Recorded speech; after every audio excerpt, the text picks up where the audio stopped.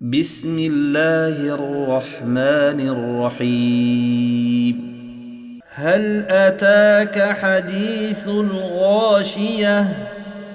وجوه يومئذ خاشعة عاملة ناصبة تصلى نارا حامية تسقى من عين آنية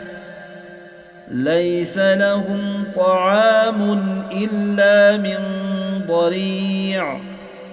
لا يسمن ولا يغني من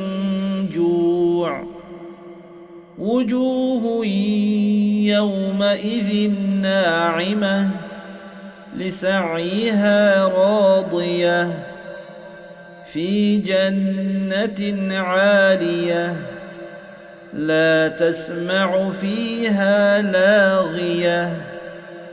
فيها عين جارية فيها سرر مرفوعة وأكواب موضوعة ونمارق مصفوفة وزرابي مبثوثة أفلا ينظرون إلى الإبل كيف خلقت وإلى السماء كيف رفعت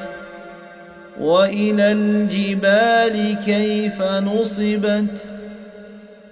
وإلى الأرض كيف سطحت فذكر إنما أنت مذكر لست عليهم بمسيطر إلا من تولى وكفر فيعذبه الله العذاب الأكبر إن إلينا إيابهم ثم إن علينا حسابهم